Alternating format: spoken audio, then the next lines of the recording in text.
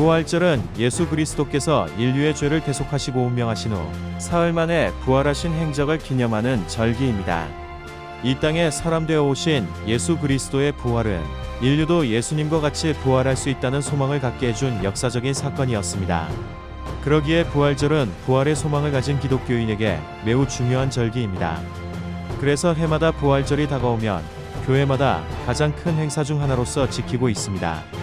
그런데 교회들이 부활절을 지키지 않고 있다니 무슨 말도 안 되는 소리냐 라고 생각하실 겁니다. 이제 교회에서 절대로 알려주지 않는 변질된 부활절에 대해 알아보겠습니다. 오늘날 부활절을 지키는 교회가 없다는 사실은 부활절의 명칭을 통해서 힌트를 얻을 수 있습니다.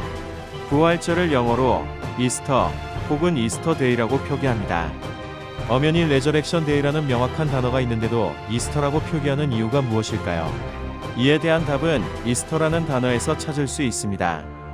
이스터는 고대 북유럽의 테턴족이 숭배하던 봄의 여신이자 풍요와 다산의 신 에오스트레를 앵글로색슨족이 따라 숭배하면서 붙여진 이름입니다. 여신에 대한 축제는 4월에 행해졌습니다. 이스터 여신의 축제일에는 다산을 상징하는 토끼와 재생을 상징하는 달걀로 지내는 전통이 있었습니다. 기독교는 이러한 이교도의 봄 축제를 예수님의 부활을 기념하는 절기에 접목시켰습니다. 오늘날 기독교인들에게 이스터 부활절이 예수님과 상관없는 이교도의 풍습에서 유래했다고 하면 펄쩍 뛰실 분이 많으실 텐데요. 그러나 이것은 기독교에서도 이미 인정하고 있는 사실입니다. 사순절 기간에 달걀 사용이 금지된 까닭에 사람들은 부활절날 부활의 기쁨을 상징하는 붉게 칠한 달걀을 상에 가져왔다. 이 관습은 그 기원을 이교주에서 찾아볼 수 있다. 이는 봄이 다시 돌아오는 것을 경축하는 많은 이교 관습들이 부활절과 접목되었기 때문이다. 오늘날 많은 교회들이 지키는 이스터 부활절은 325년 로마 황제 콘스탄티누스에 의해 정해진 것입니다.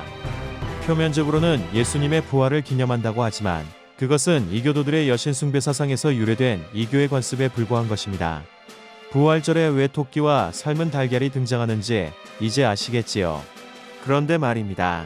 토끼와 달걀이 부활을 기념하는 부활절과 무슨 상관이 있는 걸까요?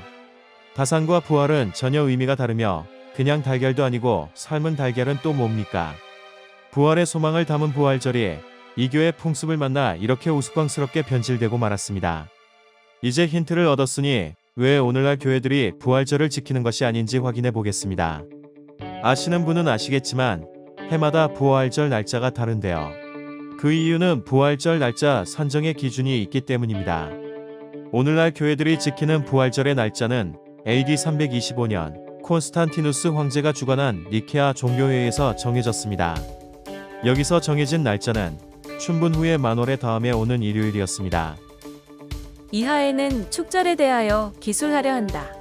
첫째는 부활절이다. 이스터라는 것은 게르만 민족 사이에서 지어진 이름으로서 그 당시에는 파스카절이라고 하였다. 축절의 날을 잡는 데 있어서는 동방과 서방과의 사이에 차이가 있었다. 동방에 있어서는 유대인의 6월절과 같은 날, 즉 니산의 14일을 지키고 로마를 중심하는 지방은 그리스도께서 일요일에 부활하신 사실을 중시하여 6월절에 해당되는 일요일, 즉 춘분후의 만월의 다음에 오는 일요일에 축하하였다. 이 때문에 동서간에 2번 논의가 있었다.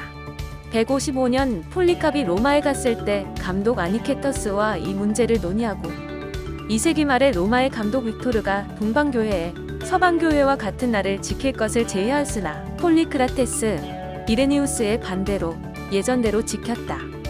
그러다가 니케아 회의 때 이 문제가 다시 토의되어 일요일에 축하하기로 결정이 되었다. 얼핏 보면 상당히 평화적으로 부활절 날짜 문제가 변경된 것처럼 보이지만 실상은 로마 황제의 세력을 등에 업은 서방교회의 폭력에 다름없었습니다. 다음은 동방교회의 폴리크라테스가 빅토르와 로마교회에 보낸 편지 내용입니다. 우리는 진정 올바르게 절기를 지키고 있습니다.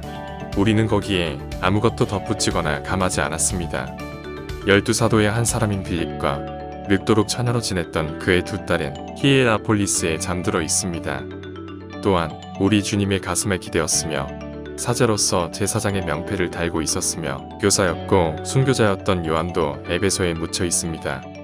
이 사람들은 모두 조금도 빗나가지 않고 신앙의 규칙을 따르면서 복음에 따라 14일을 유월절로 지켰습니다. 그리고 나폴리크라테스는 비록 당신들 중에서 가장 보잘것없는 사람에 불과하지만 내 전임 감독들의 전승을 따르고 있습니다. 나에게는 7명의 전임 감독들이 있고 나는 8대 감독입니다. 전임 감독들은 항상 백성들이 누룩을 없앤 나를 지켜왔습니다. 그러므로 주님 안에서 65세가 되었고 전 세계의 형제들과 협의하였으며 모든 성서를 연구해온 나는 나를 협박하기 위해 취해지는 모든 일에 전혀 놀라지 않습니다. 왜냐하면 나보다 훨씬 위대한 사람들은 우리는 사람에게 순종하기보다 하나님께 순종해야 한다 고 말했기 때문입니다. 그렇다면 초대교회는 언제 부활절을 지켰을까요? 부활절은 구약시대의 초실절과 동일한 절기로서 날짜는 무교절 후 안식일 이튿날입니다. 구약시대 초실절은 첫 열매, 즉 초실을 하나님께 드린다는 의미로 초실절이라 불렀습니다. 처음 익은 곡식 한 단을 흔드는 방식으로 제사를 드렸기에 요제, 즉 요제절이라고도 합니다. 초실절은 장차 예수님께서 부활하실 것을 보여준 오형적 예식입니다. 예수님께서는 초실절의 예언을 이루시기 위해 무교절의 십자가에 운명하시고 돌아온 안식일 다음 날인 일요일에 죽은 자 가운데서 처음 부활하셨습니다.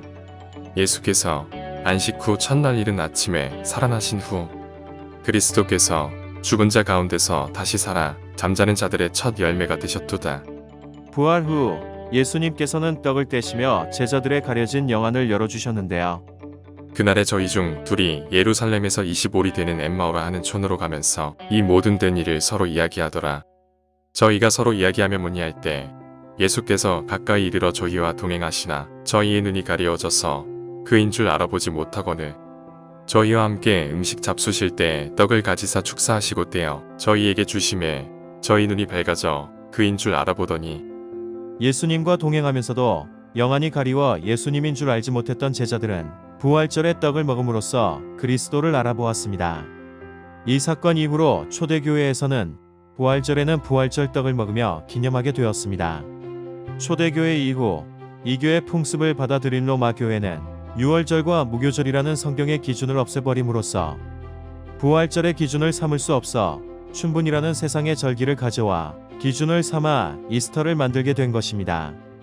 이러한 이유로 이 교회 관습을 받아들인 로마 교회를 중심으로 한 서방 교회와 정통을 고수하던 동방 교회 사이에 커다란 분쟁이 있었고 마침내 콘스탄티누스 황제가 주관한 니케아 종교에 의해서 오늘날의 이스터가 탄생하게 된 것입니다.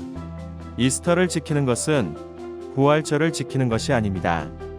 구약시대 처음 익은 열매로 제사 드렸던 초실절의 절기는 인류의 죄를 대속하시고 운명하신 후 사흘 만에 부활하신 예수님의 행적을 기념하는 부활절이 되었습니다. 부활절은 무교절 후 첫 안식일 이튿날입니다. 그리고 초실절에 처음 익은 열매로 부활하신 예수님께서 떼어주신 부활절 떡을 먹어야 합니다. 그래야 영안이 열려 그리스도를 깨달아 생명의 부활에 참여할 수 있게 되는 것입니다. 초대교회의 신앙대로 부활절을 지키셔서 진정한 종교개혁에 동참하시기 바랍니다. 시청해 주셔서 감사합니다.